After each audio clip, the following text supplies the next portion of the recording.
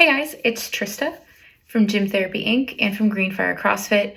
It is March 3rd, and I'm here to talk to you today about body image, what that is, if you're having complications with your body image, things to work on, maybe identifying the triggering factors, and what I've done to help heal my body image issues. So the first thing I want to talk about is, what is body image? Body image is your thoughts and your feelings associated with your physical appearance. Those can fluctuate sometimes daily, weekly, based on your cycle, based on stressors in your life, and just that up and down. That can be extremely exhausting. It can be hurtful, the things that we'll say to ourselves. And what can we do to kind of find that happy medium where we're not constantly beating ourselves up for what we see as downfalls in our bodies? Why do we see these things as triggers? Why do we see them as not being good enough? So first thing I want to talk about is identifying the things that are triggering, that give you negative thoughts and feelings about your body. So for me, when I first started caring about my appearance, I was a teenager, and I remember one exercise that we did in high school where we had to find out where we were on the BMI scale.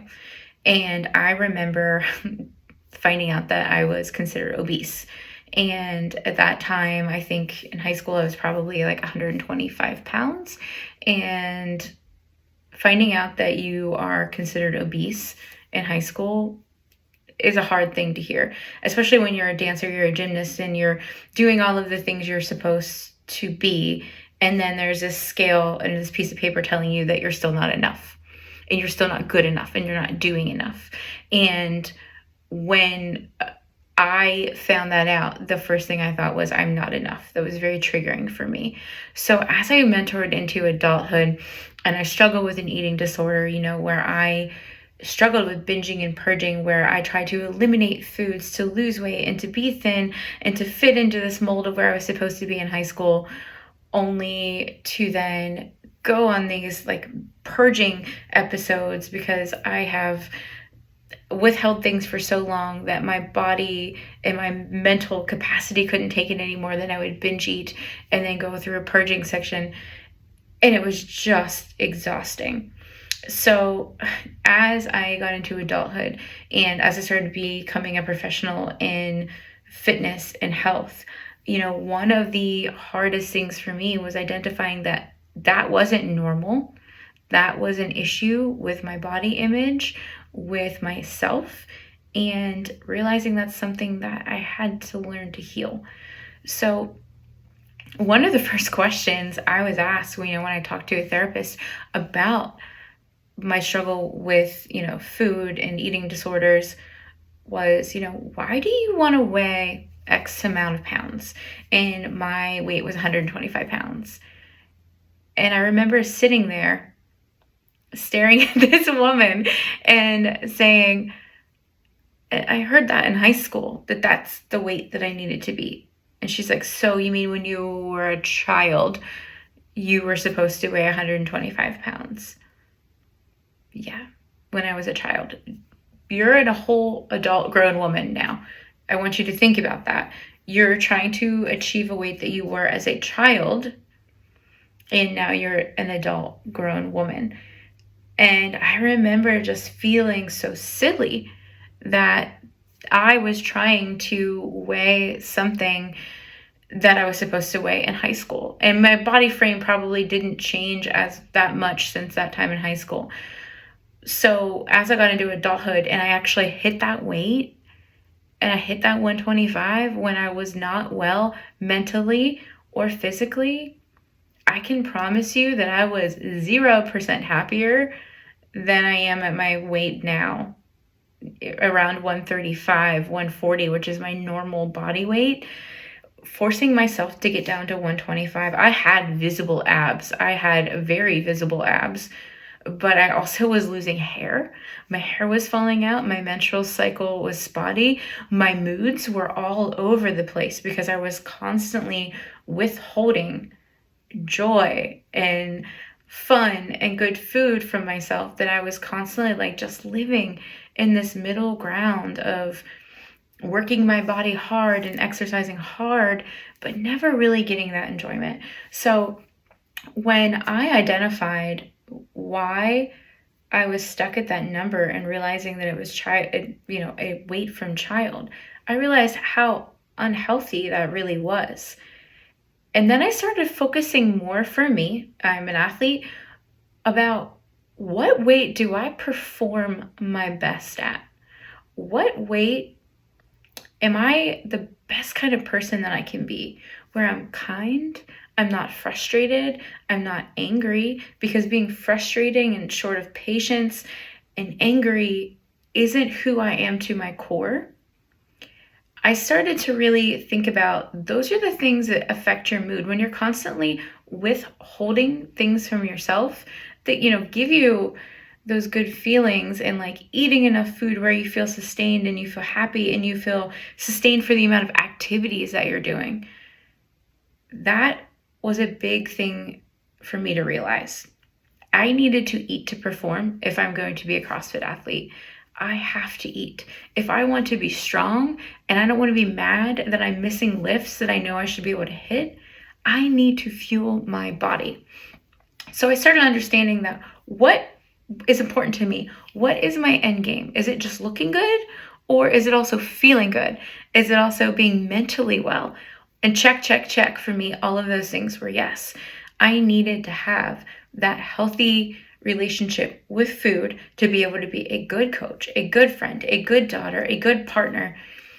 So I started really healing that and saying, okay, I need to eat well to perform well, and I need to stop starving my body of the things that it deserves. That was a big breakthrough for me. Focusing on more, what can my body do, than just what does my body look like? And I'm going to tell you that that's not an easy path. It's not. I go to Jamaica every year in January, where we're typically a little bit lax about, how we're eating over the holidays. And I went from having like a full visible, at one point, like almost an 8-pack, to now like I barely have abs. My core is still really strong and I can move more weight than I ever have. And I had to constantly shift that mindset of, you're strong and you're powerful and you're beautiful, and having abs doesn't define any of those things. And I do constantly have to go back and forth and check those things for me. What are my goals? I need to align with my goals. And it's okay. I want to press it too by saying it's okay to have goals, that if one of your goals is to lose weight and to be a little bit thinner, and how you feel that you move well and you feel well and your body feels well, that's okay to have those goals. But to reach them in healthy, sustainable ways. Crash dieting, starving your body, eating 500 calories a day, I promise you, for long-term health, is not it. It will affect your thyroid. It will affect your thyroid health. It will affect your hormones. And it is a shaky road, my friends, if you start that at a young age and you have to go through that your entire life.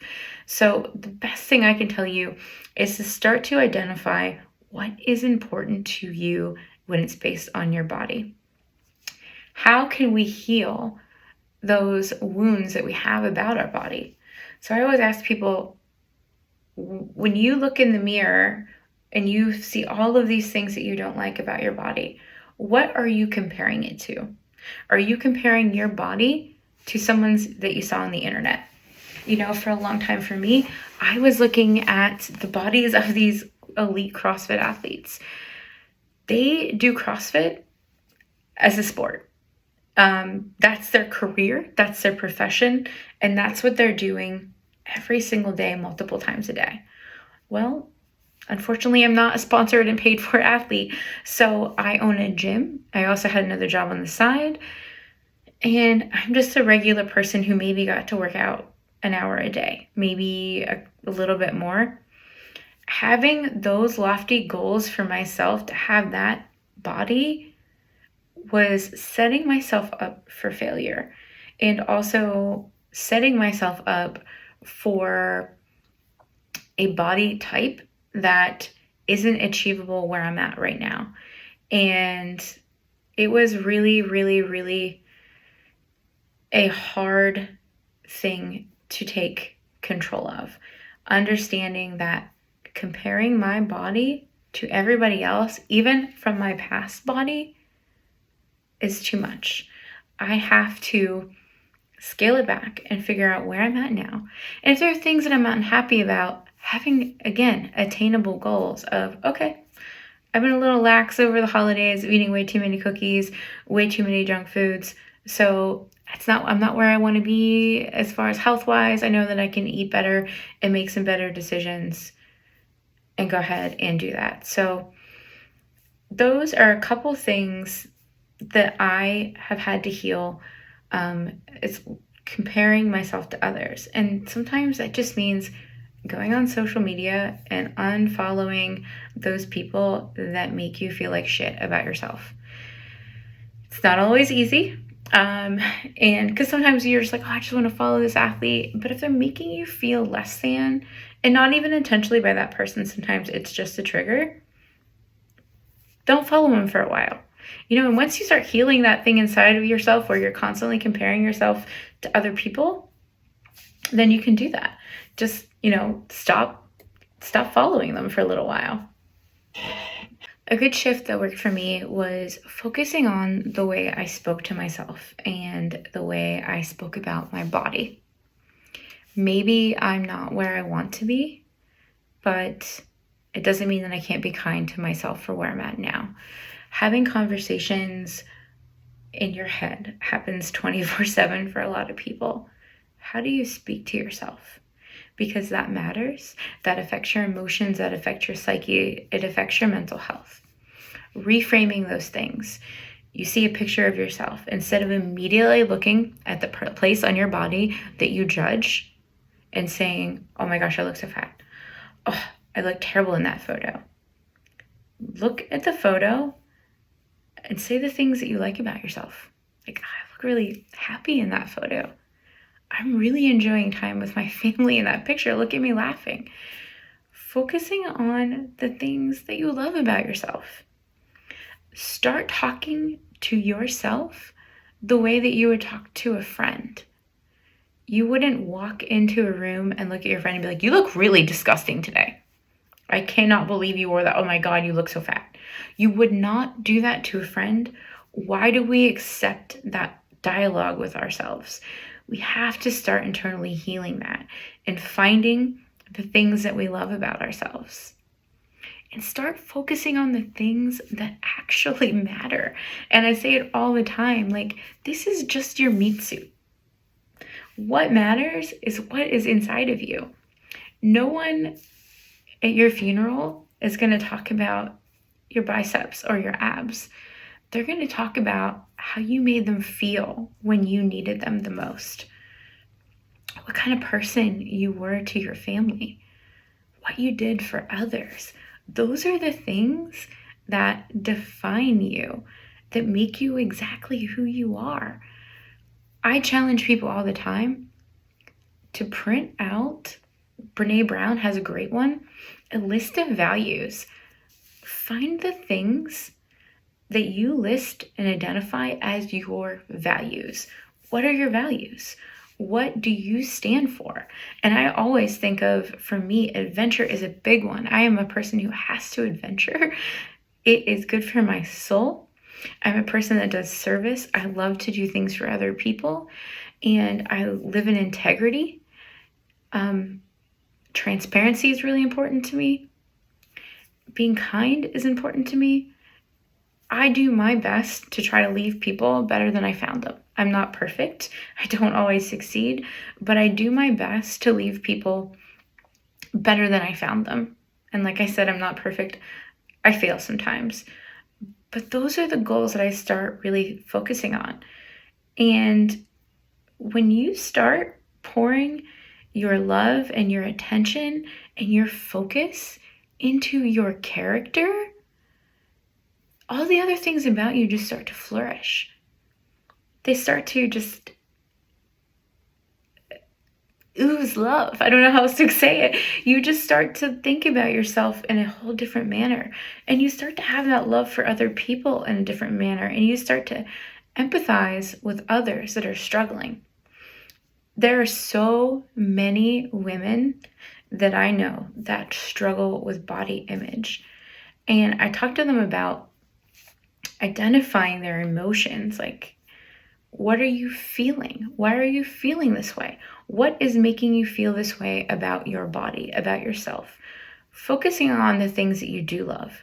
Bring forth the things that you love about yourself and try to portray them every day. Work on your character and your core values. And you just see the things inside of you really blossom. And it becomes less about just what your body looks like.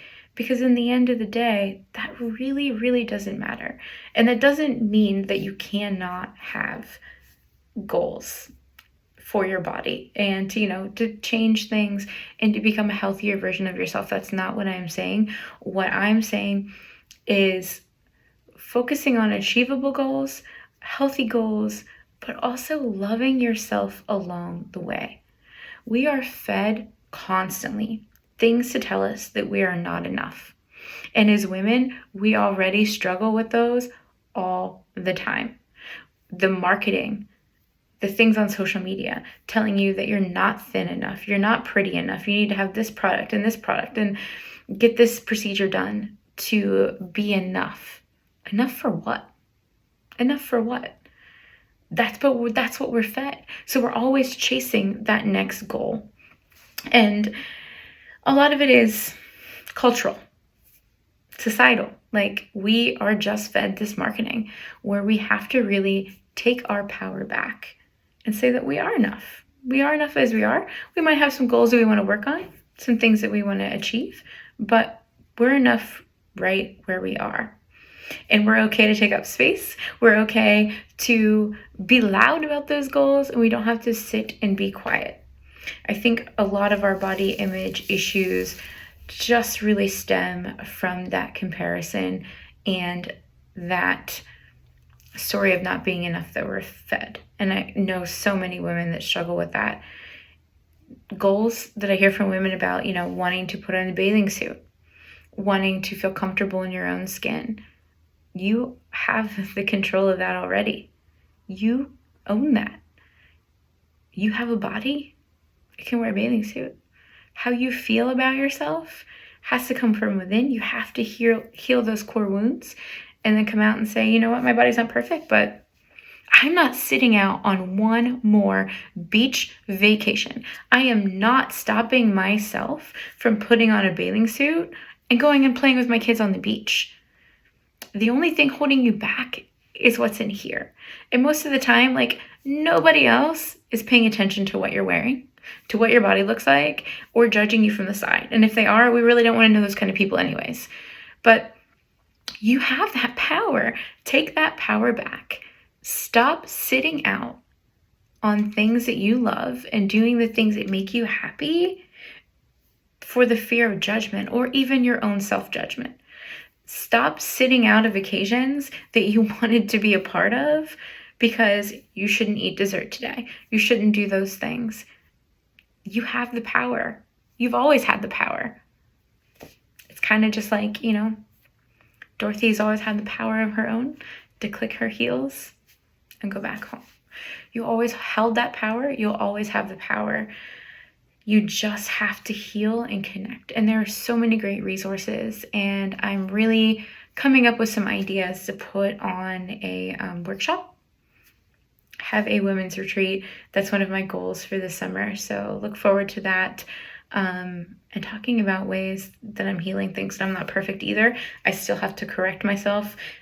Sometimes when I look at photos, the first thing I do is judge my body. And I have to reverse and say, we're not doing that anymore. We're not doing that anymore.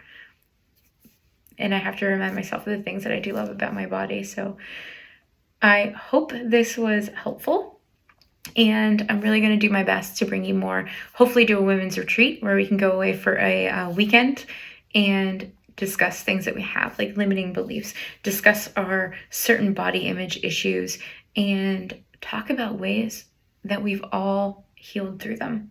So just something that I wanted to bring to you, and I really hope that you love yourself today. I hope that you are kind to yourself today, and I hope that you go ahead and do something kind for someone today. Have a great day. Love you. Bye.